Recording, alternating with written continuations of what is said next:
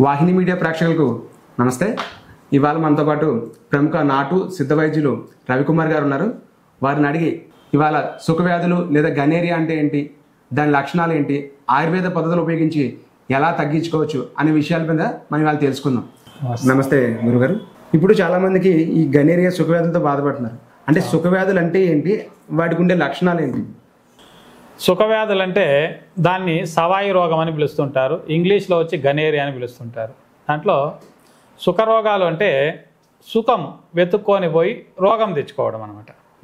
సుఖాన్ని వెతుక్కొని పోవడం అంటే ఎక్కడికి?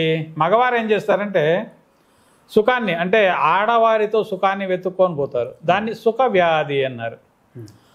వెతుక్కొని పోయిన తర్వాత అతనికి రోగాన్ని తెచ్చుకుంటాడు. పోయేది సుఖాని కోసము, వచ్చేది మాత్రం రోగం కోసం. ఇది సుఖవ్యాధి అంటారు. దీన్ని సవాయి రోగం అంటారు. అలాగే దీంట్లో చాలా రకాల సవాయిలు ఉన్నాయండి. 18 రకాల సవాయి రోగాలు ఉన్నాయి. ఒక దాంట్లో పూత సవాయి, పొక్కు సవాయి, కీళ్ళ సవాయి, పిరంగి సవాయి అని చాలా రకాల సవాయిలు ఉన్నాయి. 18 రకాల సవాయిలు ఉంటాయి దీంట్లో. ఈ సవాయి రోగాల్లో అన్నిటికీ చేరి ఇంగ్లీష్లో ఏమంటారంటే గనేరియా అని పేరు పెట్టారు.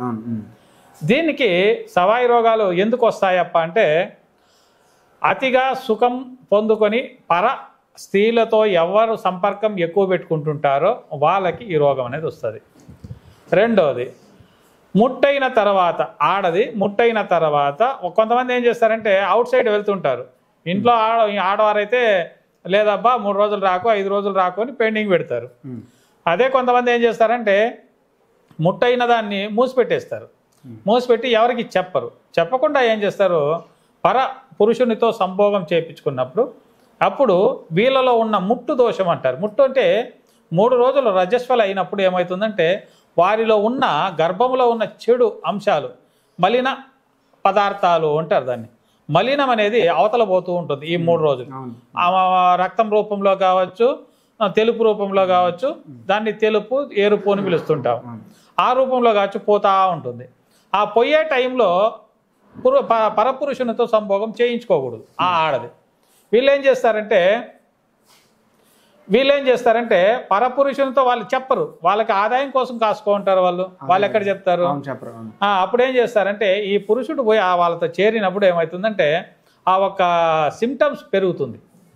ఆ వాళ్ళలో ఉన్న చెడు మలినమైన రక్తం ఉంది కదా, ఈ పురుషాంగానికి టచ్ అయినప్పుడు ఇక్కడ రోగం అనేది స్టార్ట్ అయిపోతుంది. అది ఒక వైరస్ లాగా. దీన్ని ఎలా గుర్తించవచ్చు అంటారు? నేను చెప్తాను. అలాగే పోకుండా ఉండే వాళ్ళు ఉన్నారు కదా, కొంతమంది చెప్పాలి వాళ్ళకి. దీన్ని వాళ్ళు ఏం చేస్తారంటే అది ఒకటి కావచ్చు. రెండోది వచ్చి చాలామంది పురుషులతో సంభోగం చేయించుకునే ఆడదాని దగ్గర కూడా పోకూడదు. ఇప్పుడు రోజుకి కనీసం అన్నా కూడా దానికనే కొంతమంది ఉన్నారు. వాళ్ళు ఏం చేస్తారంటే 1, 2, 3, 5 మంది అయినా సరే వాళ్ళకేం కావాలి, డబ్బులు కావాలి.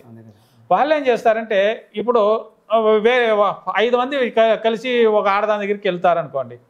ఇతనిలో ఉన్న రోగ గుణాలు అక్కడ చేరుతాయి, అతనిలో ఉన్న రోగ గుణాలు అక్కడ చేరుతాయి. ఈ 5 మంది పురుషుల రోగ గుణాలు కూడా అక్కడ చేరుతాయి అన్నమాట.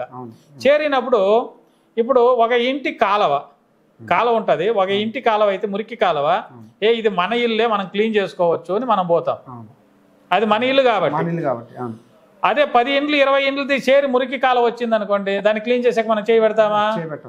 అలాగా ఇది మురికి కాలువ లాగా అయిపోతుంది. అప్పుడు ఈ పురుషులంతా అక్కడ పోయి చేరినప్పుడు ఏమవుతుందంటే ఆమెకి లేనిపోని రోగాలు మళ్ళీ స్టార్ట్ అవుతుంటాయి. ఆ రోగాలు వచ్చిన ఆడదాన్ని సంభోగం చేసినప్పుడు ఆ ఒక అంటు వ్యాధి అంటారు దీన్ని లెక్కలో అంటు వ్యాధి అనే పిలుస్తారు. ఈ గనేరియా, సిప్లిస్ కావచ్చు, ఈ పొక్కు సవాయి, పూత సవాయి, చిట్ల పిరింగి సవాయి అని కూడా పిలుస్తుంటారు. ఈ పుండ్లో అంగం మీద ఏమవుతుందంటే ఇలా పోయిన వాళ్ళకి అంగం మీద పొక్కుతూ ఉంటుంది. కొంతమందికి చిడుముల్లాగా లేసి దాని నుంచి నీసులాగా కారుతూ ఉంటుంది. ఇంకొంతమందికి బాగా లావు పెరిగిపోతుంది, నీరు పట్టేసి ఉంటుంది. ఎప్పుడు దాని నుంచి నసలాగా సనలాగా కారుతూ ఉంటుంది. ఇంకొంతమందికి పొక్కు సవాయి అంటాం. పొక్కు అంటే పొక్కులుగా తెల్లగా ఊడతా ఉంటుంది పుండు అయ్యి. ఇలాగ చాలా మంది ఈ సుఖరోగాలతో బాధపడుతూ ఉంటారు. ఇది మరీ ప్రమాదం అంటారా? ఇది ప్రమాదమేనండి. ఈ ప్రమాదం మనకి ఎప్పుడు తెలుస్తుంది అంటే ఇప్పుడు ఎవరితో ఒక ఆడదంతా కలిశారు, అప్పుడు ఏదో చిడుముల గుళ్ళలో వచ్చినాయి అనుకోండి, మీరేం చేస్తారు, ఆసుపత్రికి వెళ్తారు, ఏదో పోయిందిలే అని చెప్పి ఒక ఆయిల్మెంట్ పూసి క్లియర్ అయిపోతుంది. ఇది లోపలనే మరుగుతూ ఉంటుంది. ఇది వచ్చి లోపలే ఉంటుంది. మ్యాక్సిమము 3 సంవత్సరాలు 4-5 సంవత్సరాల తర్వాత ఈ ఒక రోగం ఉల్బణం అయితే వస్తుంది. అలాగే ఇతనికి పెళ్లి కాకముందు ఇలా పోతూ ఉన్నాడు అనుకోండి, ఈ రోగం వచ్చింది అనుకోండి, పెళ్లి అయిన తర్వాత ఆ భార్యకి కూడా ఇది అంటుకుంటుంది. ఇద్దరికి సమస్య వస్తుంది. ఈ ఇద్దరికి పుట్టిన పిల్లలకు కూడా ఈ వైరస్ అనేది ఉంటుంది ఒంట్లో. ఇది గనేరియా కాకుండా అతనిలో ఒళ్ళంతా రోగం పుట్టుకుంటుంది. అది ఒక రకమైన వైరస్ స్టార్ట్ అవుతుంది. ఈ సుఖవ్యాధి వల్ల మగతనంలో కూడా ఏదైనా సమస్య ఏర్పడచ్చు అంటారు? అవునండి, ఉంటుంది. మగతనంలో కూడా ఇది నీసు గారుతూ ఉంటుంది, ఇది స్టడీ కాదు, నొప్పిస్తూ ఉంటుంది. అప్పుడు ఏమవుతుందంటే ఈ అంగం కూడా స్టడీ కాకుండా పడిపోతా ఉంటుంది. భార్యతో కలవాలన్నా కష్టమే. ఇక్కడ సంభోగం చేసేటప్పుడు ఈ నొప్పి అనేది ఉంటుంది కదా, ఆ నొప్పి ఉండేటప్పుడు అతనితో ఆ సంభోగం చేసేది కూడా చాలా కష్టం ఉంటుంది. అలాగే అది స్టడీ కావడం కూడా కష్టమవుతుంది. ఇలాంటి చాలా బాధలతో ఈ సుఖవ్యాధులు ఉన్నాయండి. చిన్న సందేశం అంటే ఇప్పుడు పరస్త్రీలతో కలవడం వల్లే వస్తుందా, లేదంటే వేరే కారణాల ద్వారా కూడా వచ్చే అవకాశం ఉందంటారు ఈ సుఖవ్యాధులు? మనం తినే ఆహార పదార్థాల్లో కూడా కాస్త డిఫరెన్స్ ఉన్నాయండి. సుఖవ్యాధులు అనేది అంటురోగమే. ఇది వేరే రోగాలు అయితే, వేరే చర్మ రోగాలు అయితే మనం తినే ఆహార పదార్థాల నుంచి వస్తాయనొచ్చు.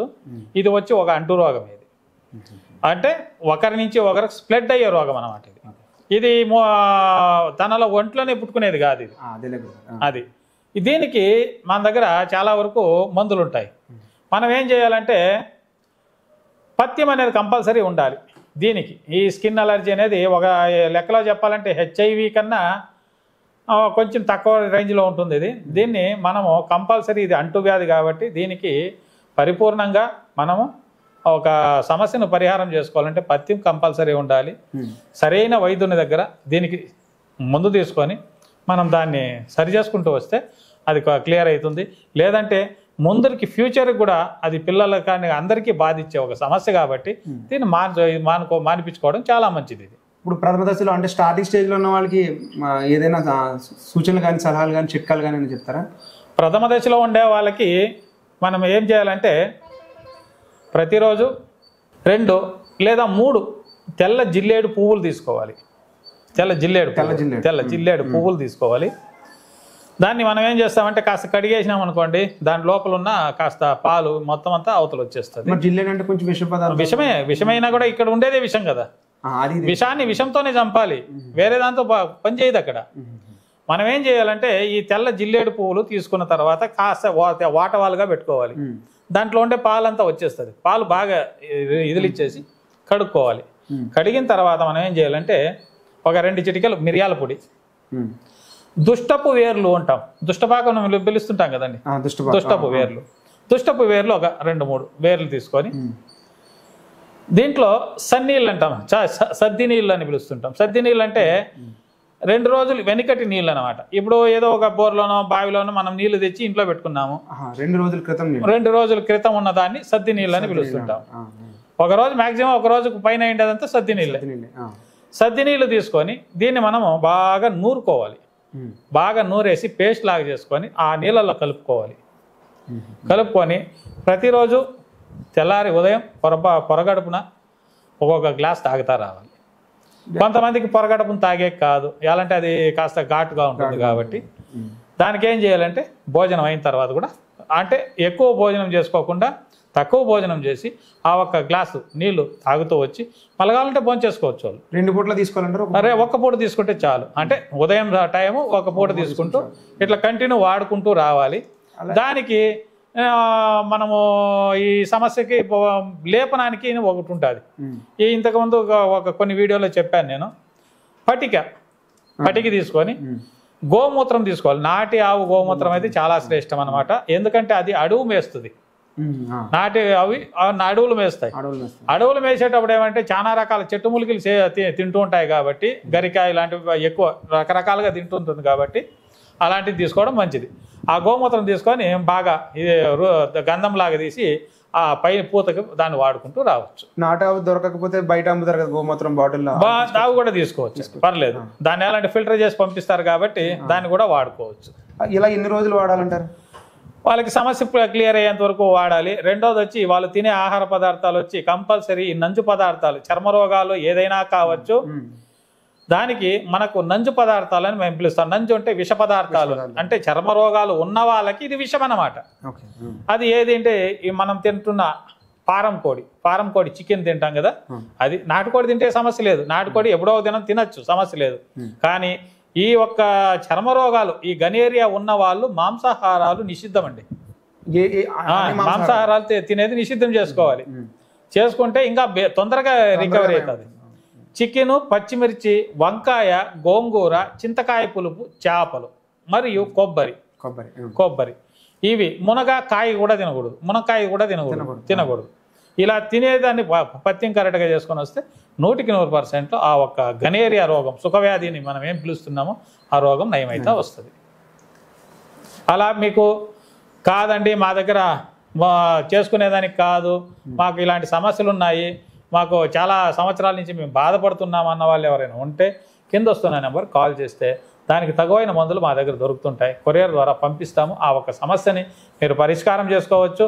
మీరు మీ సుఖ సంసారంతో, మీ భార్య పిల్లలతో సుఖంగా ఉండొచ్చు అనేది నేను తెలియజేస్తున్నాను.